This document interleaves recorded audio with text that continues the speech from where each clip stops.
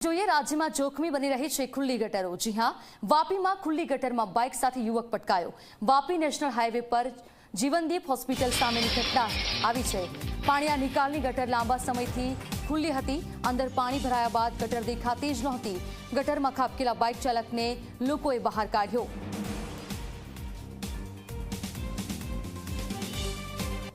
તો ખુલ્લી ગટરમાં એક બાઇક ચાલક અંદર પડી ગયો, જો કે સદનસીબે આસપાસના લોકો તુરંત દોડી આવે છે અને આ બાઇક ચાલકને બહાર કાઢે છે।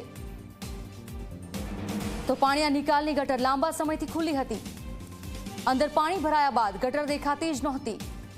આવા તો અનેક કિસ્સાઓ આપણે જોયા છે। વાપીમાં ખુલ્લી ગટરમાં બાઇક સાથે યુવક અંદર પડ્યો। જો જાનહાનિ થઈ હોત, બાઇક ચાલકનો જીવ ગયો હોત તો જવાબદાર કોણ, તે સવાલ છે।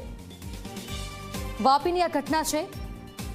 રોડ પર જ ખુલ્લી મોટી ગટર છે અને ગટર ત્યાં છે તેવું દેખાતું જ નથી, કેમ કે તેના પર પાણી ભરાયેલા છે અને ત્યાંથી બાઇક ચાલક પસાર થાય છે, સીધો અંદર પડી જાય છે।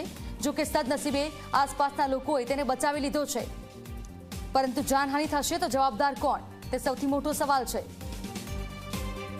સંવાદદાતા ઉમેશ અમારી સાથે ફોન લાઈન પર જોડાયા છે। ઉમેશ, ખુલ્લી ગટરમાં એક બાઇક ચાલક અંદર પડી ગયો, જો કે સદનસીબે તે બચી ગયો છે, પરંતુ અનેક સવાલો આ મુદ્દે ઉદ્ભવી રહ્યા છે।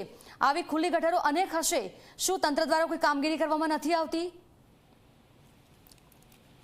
વાપી તાલુકા વાપી ખાતેની જે ઘટના બની હતી, નેશનલ હાઈવે ઓથોરિટીની બેદરકારીને કારણે બાઇક ચાલક હતો તે વરસાદી પાણીની નિકાલની ગટરમાં ખાબક્યો હતો। જે રીતે બાઇક ચાલક ત્યાંથી પસાર થઈ રહ્યો હતો તે દરમિયાન જે ગટર છે તેમાં પાણી ભરાયું હોવાથી જે બાઇક ચાલકને જે ગટર ક્યાં છે તે ખબર ન પડતા તે બાઇક ચાલક ગટરમાં પડ્યો હતો અને જે ઈજા પહોંચી હતી અને સ્થાનિકો દ્વારા બાઇક ચાલકને કાઢવામાં આવ્યો હતો।